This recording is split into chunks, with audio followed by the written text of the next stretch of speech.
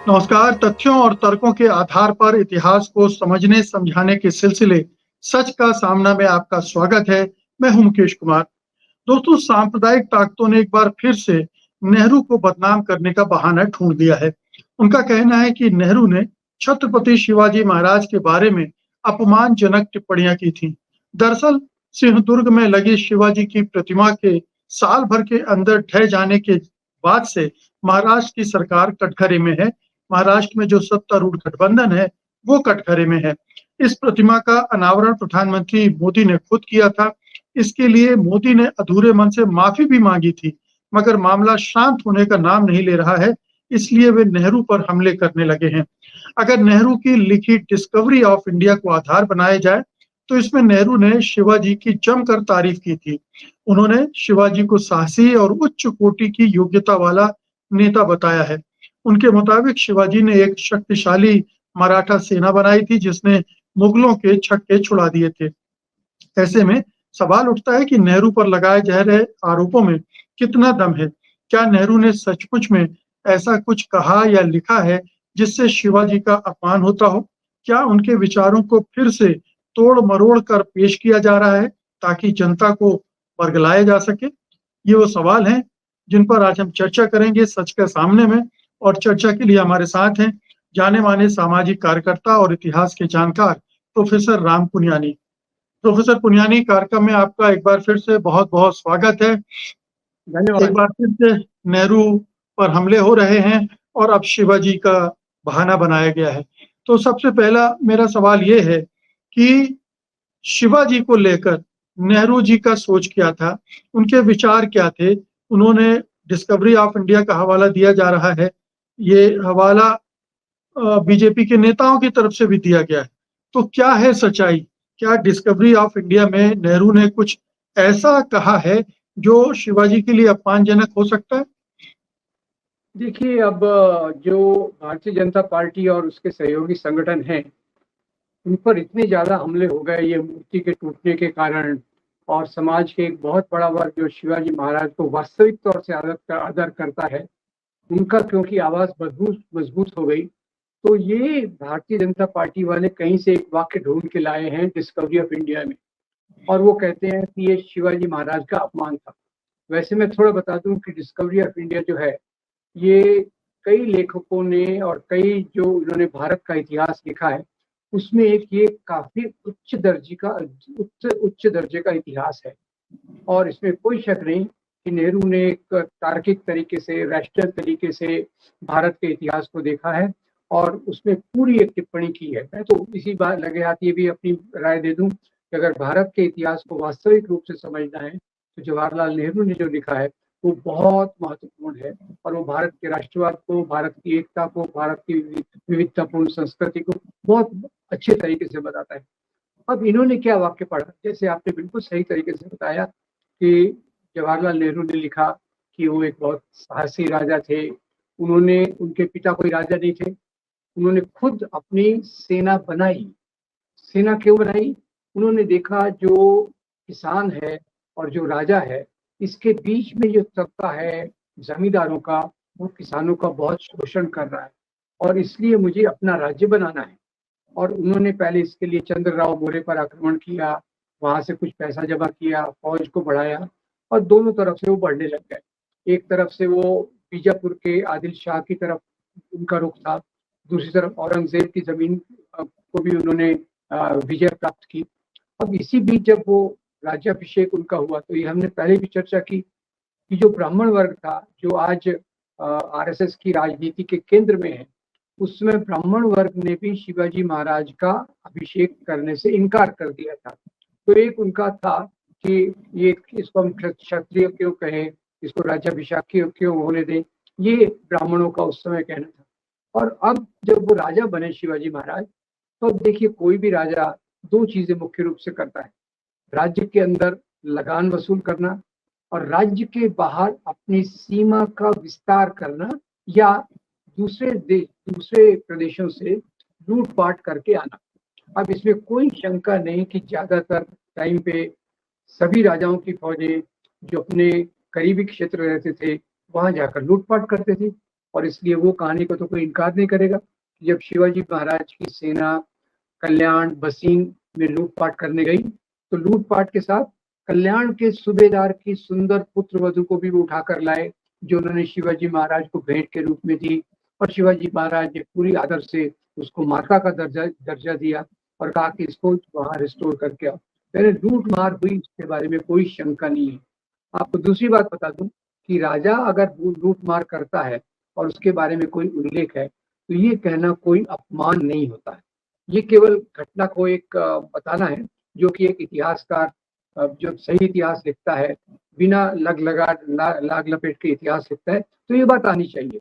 और इसमें तीन चीजें मैं आपको बताऊंगा। एक तो पहले ये जो शिवाजी महाराज ने सूरत पर आक्रमण किया, सूरत पर लूटपाट की, इसका उल्लेख 2014 में जब हमारे प्रधानमंत्री जी बंबई में वोट मांगने आए, तो उन्होंने कहा शिवाजी महाराज इतने महान थे कि औरंगजेब का खजाना लूटने के लिए उन्होंने सूरत पर लूटपाट की।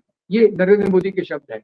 इस पर कोई विरोध प्रदर्शन नहीं हुआ, जबकि मैंने उस पर एक आपत्ति उठाई थी कि औरंगजेब का खजाना तो दिल्ली में था, यहाँ वो लूटपाट क्या करते थे। तो ठीक है। दूसरी बात जो मैं आपको बताना चाहता हूँ, जवाहरलाल नेहरू ने जैसे इसको देखा कि सूरत उस समय व्यापार का बड़ा केंद्र आता था, व्यापार का बड़ा केंद्र था, और बहुत सारे हिंदू व्यापारियों के जहाज वो सूरत आते थे। तो व्यापार मुख्य रूप से हिंदुओं के हाथ में था। वो जमीन औरंगजेब के एक नायब के कब्जे में थी, तो उन्होंने वहां आक्रमण किया। जवाहरलाल नेहरू इतना लिखते हैं। इसके आगे आपको बता दूं कि उस समय खैर नेहरू जी तो जेल में थे।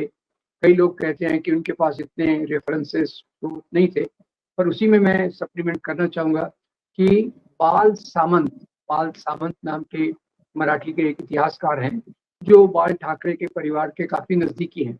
अब बाल ठाकरे और उनके पिता प्रबोधनकार ठाकरे, इनकी सोच में बहुत फर्क था। प्रबोधनकार एक समाज सुधारक थे, और ये जो बाल सामंत हैं, ये उसी प्रवाह से आते थे। तो उन्होंने शिव कल्याण राजा इस नाम से किताब लिखी, और उसमें उन्होंने बताया कि 18 दिन तक शिवाजी की फौज ने सूरत पे लूटमार की। अब ये कहना मुझे नहीं लगता कि कोई अपमान की बात है। ये आप एक घटनाओं को बता रहे हैं कि शिवाजी महाराज ने अपने राज्य का निर्माण कैसे किया, संपत्ति को कैसे जमा किया, और कैसे वो चलकर मुगलों के लिए और आदिल शाह के लिए एक चुनौती बन गए। इसीलिए आगे के इतिहास में हमने पहले वो चर्चा की, कैसे आदिल शाह ने भेजा अफजल खान को, औरंगजेब ने भेजा राजा जय सिंह को शिवाजी महाराज को हराने के लिए। पर शिवाजी अपनी चालाकी से, जो उनकी खास बात थी, जो नेहरू जी ने नोट की, कि उनको वो एक गुरिल्ला, जैसे मेरे ख्याल से, मैं आपको यहाँ ये भी एक बता दूं कि वियतनाम के जो लोग हैं वो शिवाजी महाराज का बहुत आदर करते हैं। कारण क्या है? वो कहते हैं शिवाजी वो पहले राजा थे जिन्होंने गुरिल्ला वॉरफेयर का इजाद किया था। तो जी, नेहरू भी वही बात कह रहे हैं कि साहसी थे, गुरिल्ला वॉरफेयर का किया। एक तरफ से अपने मुगलों का दर्शकों को बता दूं कि गुरिल्ला वारफेयर से मतलब है छापा मार युद्ध। आप छापा सीधे मार। सीधे लड़ाई नहीं लड़ते हैं, क्योंकि आपकी उतनी ताकत नहीं है। औरंगजेब की सेना से आप सीधे नहीं लड़ सकते थे, तो कभी यहाँ पर हमला करते थे, कभी वहां हमला करते थे, और सीधी लड़ाई के बजाय उनको हमला करना और भाग जाना, ये एक स्ट्रेटजी थी। जी, जी बिल्कुल बिल्कुल सही कहा आपने। तो ये उनकी खास बात थी जो नेहरू जी ने रेखांकित की। अब आप जब इतिहास लिख रहे हैं, तो आप एक घटना जो उसमें हुई है उसको ब्लैकआउट तो नहीं कर सकते। यानी वो तो उसी प्रकार के इतिहासकार हो गए जो मोटिवेटेड रहते हैं। जो तार्किक इतिहासकार रहते हैं वो सभी चीजों को लेते हैं। और मैं ये पूछना चाहता हूँ कि कोई राजा जब पड़ोसी राज्य पे हमला करता था या वहां लूट मार के लिए उसकी सेना जाती थी, तो उसमें अपमान की कौन सी बात है? ये तो राजाशाही के नियम थे। बाद में तो मराठा सेनाएं कलकत्ता तक गई लूटमार करने के लिए। तो ये किसी राजा ने लूट की, ये कोई अपमान की बात नहीं है। ये उनके नीतियों की बात है, और जो राजाशाही के तौर तरीके की बात है। इसको भी क्या है, डूबते को तिनके का सहारा। बीजेपी को कोई आर्ग्यूमेंट मिल नहीं रहा कि वो उन्होंने 800 करोड़ खर्चा करके मूर्ति बनाई शिवाजी महाराज की, 8 महीने में टूट गई। अब उसको कहाँ से ढूंढे? वो तिनका ढूंढ रहे हैं कि वॉट अबाउटरी में कांग्रेस को भी लपेटा जाए, जवाहरलाल नेहरू को लपेटा जाए। तो उसके कारण ये बात कह रहे हैं। वैसे ये बात कोई बहुत अनयूजुअल नहीं है। वैसे शिवाजी महाराज की जो बातें देखने लायक हैं, कैसे उनकी सेना में हिंदू भी थे, मुसलमान भी थे, कैसे उनके रायगढ़ के किले में मस्जिद भी उन्होंने बनवाई और कैसे मुसलमान सेनापतियों को बहुत आदर से रखा, कैसे मुसलमान लड़की को पूरे आदर के साथ वापस भेज दिया। अब देखने की बातें तो वो है, केवल अपने स्वार्थ के लिए, वोटों के लालच के लिए राजनीति करने वाले ये जो लोग हैं बीजेपी और आरएसएस के लोग, वो इस प्रकार की कोई चीजों को ढूंढ के नेहरू को बदनाम करके ये बताने की कोशिश की, अरे हमारे राज में पुतला गिरा तो क्या है, आपके जवाहरलाल नेहरू ने तो उनके लिए ये लिखा कि उन्होंने सूरत को लूटा। अब दोनों बातें सच है कि आपके राज में आपका बनाया हुआ मूर्ति टूट गई 8 महीने में, और शिवाजी महाराज ने लूटा, उसमें कोई अपमान की बात नहीं है। जी, तो सीधी सी बात यह है कि न केवल शिवाजी महाराज बल्कि उस समय के जितने भी राजा महाराजा थे, वो सब इसी तरह से अपने राज्यों का विस्तार करते थे। कहाँ से इतनी धन संपदा लाएँगे कि अपनी सेना का विस्तार जी। करें, अपनी सीमाओं का विस्तार करें। तो ये केवल शिवाजी ही नहीं, हर राजा महाराजा का उस समय ये रणनीति होती थी कि पड़ोस के राज्यों से, चाहे वो हिंदू राज्य क्यों ना हो, उन पर भी आक्रमण किया और शिवाजी ने भी किया, दूसरे राजाओं ने भी किया। जब तक मुसलमान नहीं आए थे तब तक वो हिंदू राजाओं पर भी हमला करते थे, बाद में भी करते थे। तो ये जी। एक उनकी नीति थी, इसलिए इसको अपमानजनक तो कतई नहीं कहा जा सकता है। इसका एक और पहलू है पुनियानी जी, कि नेहरू जी औरंगज़ेब के बारे में क्या लिखते हैं? क्योंकि ये दोनों समकालीन हैं और शिवाजी औरंगज़ेब से लगातार भिड़ते रहे। तो औरंगज़ेब के बारे में नेहरू क्या लिखते हैं, उससे भी समझ में आ जाएगा कि शिवाजी का वो कितना सम्मान करते हैं या शिवाजी को किस रूप में देखते हैं। बिल्कुल, बिल्कुल। देखिए, औरंगज़ेब के बारे में जो नेहरू की लेखनी है, वो उसके 2 पक्ष हैं। एक तो ये बात बिल्कुल सही है कि उस समय औरंगज़ेब के दौरान भारत की जो जीडीपी थी, भारत की जीडीपी दुनिया की 25% थी।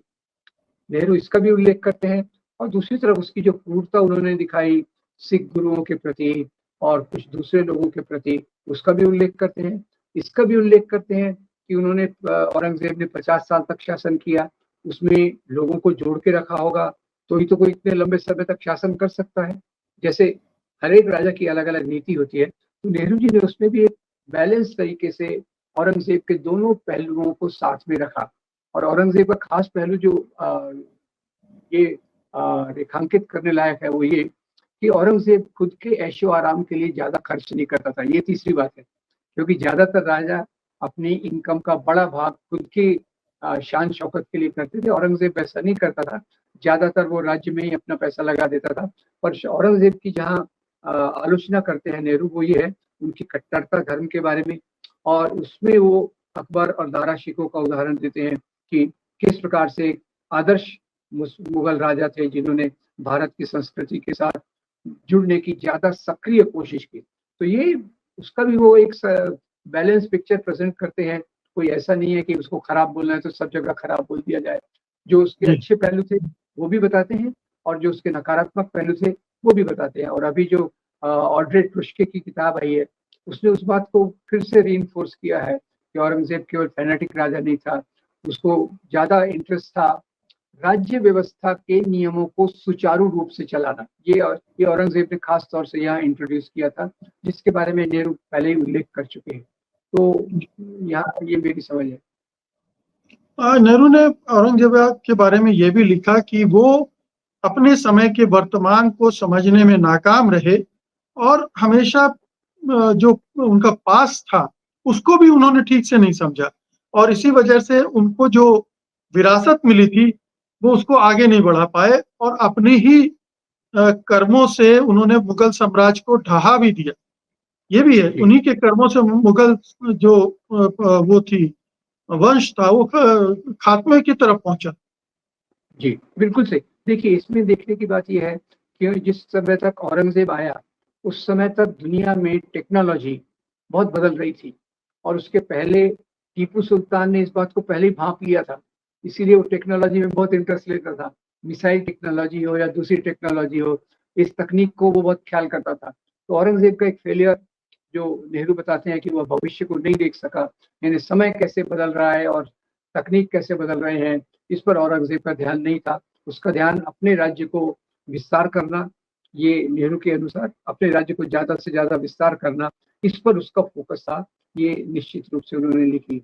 और जबकि शिवाजी के बारे में वो तो सकारात्मक तरीके से कहते हैं, वो एक बहादुर राजा था। उसमें हम ये लोग ये भी ऐड कर सकते हैं कि आज जो बीजेपी जिस प्रकार से नेहरू पे उंगली उठा रही है, तो महाराष्ट्र में भी कई लोग ऐसे हैं जो भाजपा के इस प्रकार के प्रेजेंटेशन का विरोध करते हैं, क्योंकि भाजपा आरएसएस उनको गो ब्राह्मण प्रतिपालक राजा के रूप में देखती है, जबकि यहाँ की आम जनता उनको एक लोक कल्याणकारी राजा के रूप में देखती है। तो ये भी एक ही राजा को देखने के 2-3 तरीके हैं, जिसमें बीजेपी का एक नजरिया है केवल उनकी कुछ बातों को लोग उसके आधार पे राजनीतिक फायदा उठाने की कोशिश करते। ये भी बड़ा दिलचस्प है कि हर चीज के लिए भारतीय जनता पार्टी को और दक्षिणपंथी ताकतों को नेहरू से ही मुकाबला करना पड़ता है।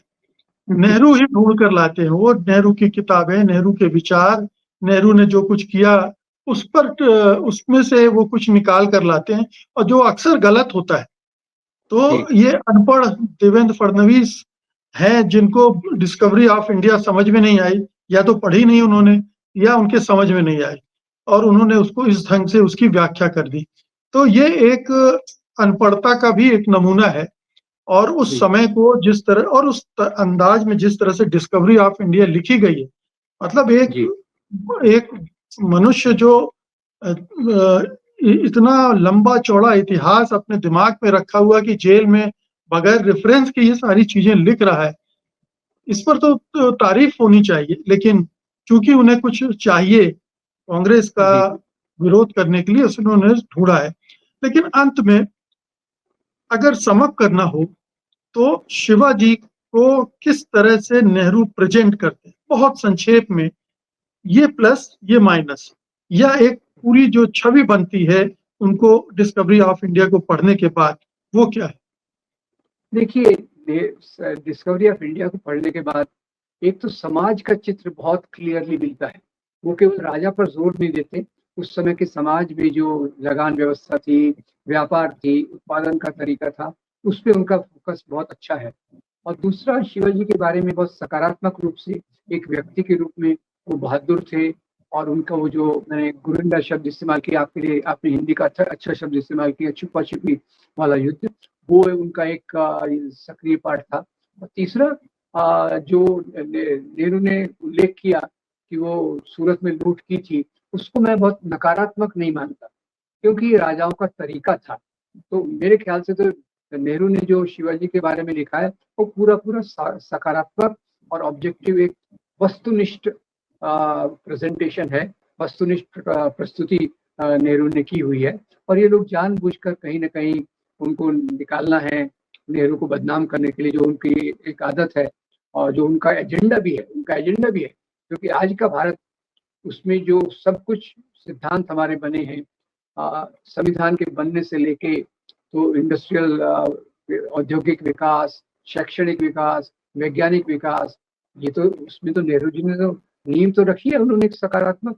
और ये उनसे सहन नहीं होती, क्योंकि इनको एक दूसरे प्रकार का समाज चाहिए, जो मेरे ख्याल से जिसको हम हिंदू पाकिस्तान कह सकते हैं, वगैरह वगैरह, ये उनके सपनों का भारत है। तो उस कारण से, क्योंकि दोनों आइडियाज ऑफ इंडिया, भारत की कल्पना में जमीन आसमान का फर्क है, और नेहरू की कल्पना जो हम लोगों को मंजूर है, ये उस कल्पना के पूरी पूरी विरोध में है। पर नेहरू ने यहाँ के इतिहास का जितना सजीव और सकारात्मक प्रेजेंटेशन, प्रस्तुति की है, उसका कोई जवाब नहीं है, ये मैं कहना चाहूंगा। जी, अंत में ये भी जोड़ा जा सकता है कि हमारे स्वतंत्रता सेनानियों में भी बहुत सारे ऐसे थे जिन्होंने बैंक लूटे, ट्रेन लूटी, क्योंकि उन्हें अपना आंदोलन चलाना था, आजादी लेनी थी। अब आप अगर कोई उनका जिक्र करे और आप कहें कि वो लुटेरे कह दिया, ये गलत होगी। बल्कि इसको लेकर उंगलियां भी उठती रही हैं कुछ इतिहासकारों पर। तो ये समझना चाहिए कि वो समय काल क्या था और किन उद्देश्यों से ये सारी चीजें हो रही थी, और उस समय की परंपराएं और राजनीतिक व्यवस्था क्या थी, उससे बहुत सारी चीजें जन्म होती। उनको आज के समय में हूबहू लागू करके अगर आप कोई निष्कर्ष निकालेंगे तो वो गलत होगा। बहुत बहुत शुक्रिया जी, बहुत बहुत शुक्रिया प्रोफेसर पुनियानी, इस बातचीत के लिए धन्यवाद आपका। नमस्कार।